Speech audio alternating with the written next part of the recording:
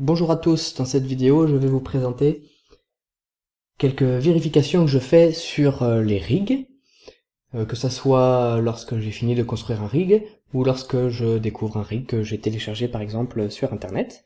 Donc il y a quelques petites vérifications que je fais pour vérifier la qualité du rig. Je vais pas m'attarder ici sur les corrections à apporter à chacune des erreurs que je peux trouver, mais vraiment sur la liste des contrôles que je réalise. Première vérification, je sélectionne l'os racine, l'os root ici, je fais un scale dessus, et on voit que par exemple dans cet exemple, j'ai une déformation absolument non uniforme, ce qui est la plupart du temps lié au fait que j'ai un problème sur la hiérarchie de mes os, soit un parentage qui est manquant, soit un problème de contrainte. On peut le voir dans l'outliner ici, j'ai effectivement l'os root, puis j'ai l'os lift ici, qui n'a pas de parent. Et donc si je dis que son parent c'est l'os root, maintenant je vais avoir une déformation uniforme. Donc c'est pas systématique que tous les os doivent être attachés à l'os root, mais puisque on a la possibilité aussi par des contraintes de reporter cette modification du scale, de la mise à l'échelle sur l'ensemble de la hiérarchie des os, mais c'est soit un problème de parentage, soit un problème de contrainte. Ensuite, je bascule entre la pose position et la rest position, et on voit dans notre exemple qu'on a un léger mouvement au niveau du bras, ce bras-là qui est en mode inverse cinématique, et donc la plupart du temps, ces petits problèmes lorsque l'on passe de pose position à rest position est lié à un souci sur les contraintes. Et dans notre exemple, lorsque l'on a un membre en inverse cinématique qui pose problème, c'est la position en mode edit de l'os target, qui sert à régler l'orientation du coude, qui n'est pas réglée correctement. Je ne vais pas revenir sur la manière dont cela doit fonctionner. Une position, alors je le fais de manière très approximative, qui doit être à peu près comme celle-ci. Voilà, là on a un mouvement qui existe encore, mais qui est beaucoup plus petit. Je reviendrai dans une prochaine vidéo sur la manière dont il faut positionner cet os-là de manière très précise pour éviter ce genre de problème. Je vérifie ensuite que je n'ai pas de problème de cycle de dépendance. Donc pour ça, on peut passer en mode edit sur l'armature et revenir en mode pause. Et dans la console, on voit s'il y a un cycle de dépendance qui apparaît. Ici, on en a un, donc, notamment entre la tête et l'os root. Puisque on voit ici que si je tourne la tête, j'ai l'os root qui bouge en même temps, puisque j'ai une copie rotation entre sur l'os root qui me demande de tourner l'os root lorsque je tourne la tête. Mais l'os de la tête dépend lui aussi de l'endroit et de la rotation où se trouve, par le lien de parenté, où se trouve l'os root. Donc on a comme ça un cycle de dépendance. On le remarque souvent lorsque, par exemple, je prends l'os root, que je fais une rotation dessus. Là, je peux rien faire.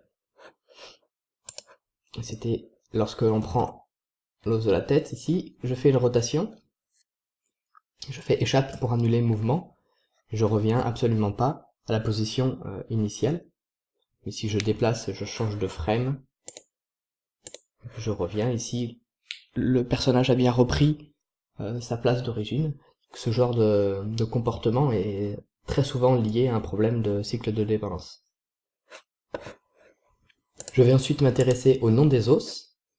Pour cela, la première chose que je fais est d'insérer une image clé avec le mode wall caractère. Et je vérifie que tous les os qui sont insérés ici sont des os qui sont animables par l'animateur et non pas des os qui m'ont servi à construire le rig. Par exemple ici, j'ai celui-là qui n'est pas un os qui est animable par l'animateur et donc il n'a rien à faire ici. Et donc on voit ici que c'est un problème de nommage puisque cet os, il y a une petite erreur de frappe. Il ne devrait pas s'appeler comme ceci.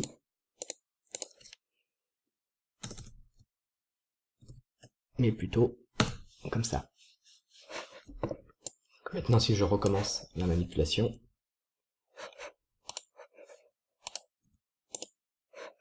cet os-là n'est plus rajouté en image clé. Si vous voulez comprendre exactement comment fonctionne l'utilisation du wall caractère, je vous invite à lire un article que j'ai fait récemment sur le sujet. Toujours sur le nom des os, je réalise une pause comme ici, et ensuite, je viens faire CTRL-C, CTRL-SHIFT-V pour mettre la pause en miroir. Et on se rend compte que je n'ai pas exactement le même miroir, ce qui indique qu'il y a certainement un problème de nom des os, notamment au niveau de la main probablement. Et on voit ici effectivement que celle-là s'appelle bien .L pour left, mais que celle-ci n'a pas le .R pour right. Donc il n'y a pas association entre la gauche et la droite au niveau de l'os de la main. Si maintenant je refais ma pause,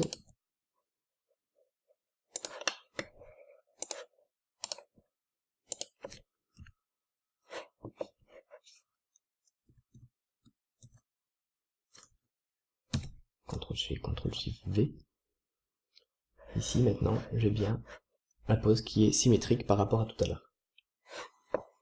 Je vais ensuite vérifier les axes locaux de mes os, comme par exemple ici sur les pieds, lorsque je me mets en transformation normale. Je vois que lorsque je me déplace en Z sur ce pied-là, le pied qui s'écarte, alors que sur ce pied-là, en Z, c'est le pied qui monte. Donc ça, c'est un problème qui peut se régler en mode Edit, au niveau du roll, ici, de l'os, qui n'est pas identique, suivant celui que je veux garder.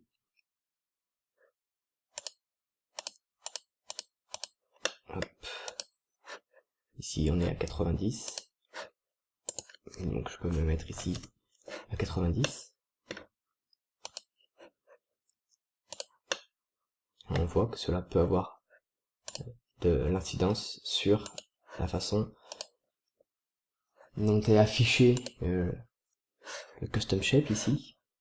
Donc il faut bien faire attention à ce genre de choses avant de créer des custom shape. On peut le voir assez facilement.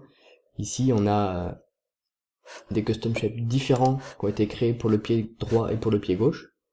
C'est très souvent lié au fait qu'il y a un problème de rôle et que le rigger a créé deux custom shapes alors que ça devrait pas être le cas.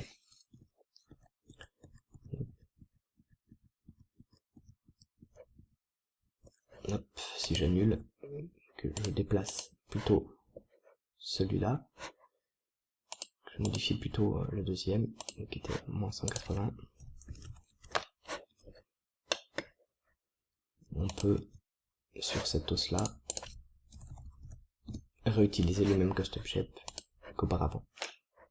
Donc maintenant, on a bien le Z qui permet de monter, et le Z qui permet de monter aussi. Ensuite, je vérifie les transformations qu'il est possible de faire sur les os. Par exemple, en mode Forward Kinematics, ici, cet os-là, je peux faire une rotation simplement sur l'axe X. Je peux le vérifier ici. Donc je vérifie que effectivement c'est le cas sur tous les os qui vont avoir des contraintes qui fait qu'on peut les tourner par exemple que dans une certaine position. Et je vérifie du coup si je rajoute ici une image clé de rotation, que celle-ci ne peut pas être modifiée, même si on peut le faire ici dans les propriétés, hein, que ce ne sera pas le cas si je fais une rotation et je rajoute une image clé. Et même, on peut le vérifier lorsque je fais une insertion wall caractère ici, que j'ai bien uniquement la rotation qui m'intéresse, qui va être ajoutée en tant qu'image clé.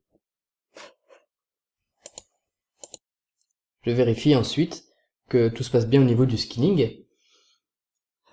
Donc je réalise une pose, pardon, un peu tordue pour vérifier la déformation de mon personnage. Donc ici on a un personnage qui est quand même assez mécanique, donc il n'y a pas de forte déformation, mais on peut le voir quand même au niveau du bassin ici, hein, qu'on n'a pas quelque chose de moche, j'allais dire, hein, que la déformation se passe relativement bien.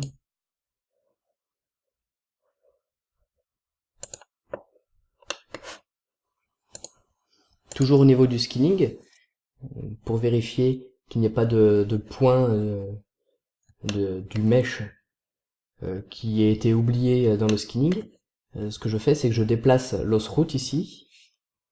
Alors ici je le déplace, on voit de suite qu'il y a un souci. Lorsque il y a un problème qui est minime et que l'on ne peut pas voir juste en se déplaçant comme ça, ce que je fais, c'est que je déplace le personnage, l'os root, par exemple de 200 unités vers le haut. Donc G, Z, 200. Donc le personnage monte très haut, et avec le point du pavé numérique, je me recentre sur le personnage et on voit de suite hein, qu'il y a des os, il y a des sommets qui ont été oubliés. Donc il faut regarder ce qui se passe au niveau du mesh.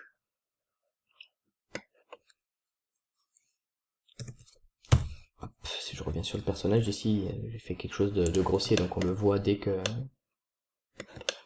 va se déplacer, hein, probablement des points qui ont été oubliés. Dans ce cas-là, passer en mode edit, on va voir ici qu'effectivement ces points ont été oubliés, qui appartiennent probablement au même sommet, au même os que les sommets qu'il y a juste à côté, celui-là par exemple. Donc, on peut le retrouver. Et par exemple, prendre ces deux sommets et rajouter, hop. Cela doit venir corriger le problème.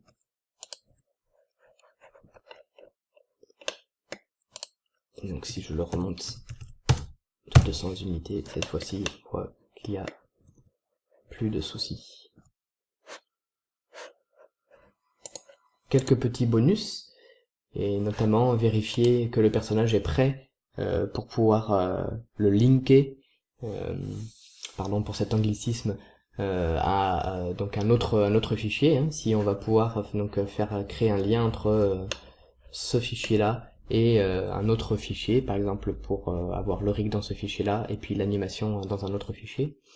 Donc je ne vais pas rentrer dans les détails de comment cela fonctionne dans cette vidéo, mais juste pour vous indiquer, il faut déjà que le personnage et l'armature soient tous les deux dans un groupe, donc ici c'est le cas. Il y a voilà d'autres conditions pour que cela se passe bien. Je ne vais pas rentrer dans les détails dans cette vidéo. On peut également regarder si on a des bonnes groupes qui ont été créés. C'est le cas ici, avec deux couleurs différentes qui permettent de différencier la gauche de la droite. Donc on a la gauche en bleu et la droite en rouge. Donc on a simplement deux bonnes groupes ici, ce qui va nous permettre, lorsque on a fait des animations, de très rapidement différencier la gauche de la droite, ce qui peut être assez pratique. Et enfin, pour terminer, je peux vérifier aussi, lorsque l'on active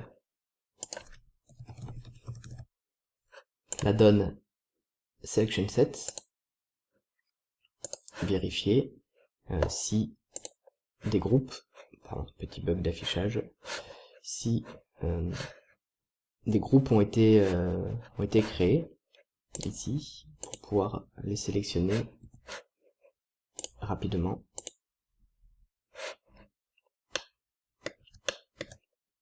Donc, ce système-là est assez pratique. Je vous invite, si vous êtes intéressé pour en savoir plus, à regarder la donne que je développe qui s'appelle Extra Groups, qui va beaucoup plus loin que ce que peut faire cet add-on Selection Set sur la création et la sélection des groupes, puisque c'est un add-on qui reprend énormément de fonctionnalités que l'on peut retrouver un peu partout dans l'interface pour les centraliser au même endroit, pour dynamiser la façon dont l'animateur va pouvoir utiliser le rig, et donc pour pouvoir animer beaucoup plus rapidement. Je vous remercie d'avoir regardé cette vidéo. N'hésitez pas à commenter si vous avez des questions, si vous imaginez d'autres vérifications qu'il faut faire sur les rigs pour vérifier qu'ils fonctionnent correctement. Merci, à bientôt.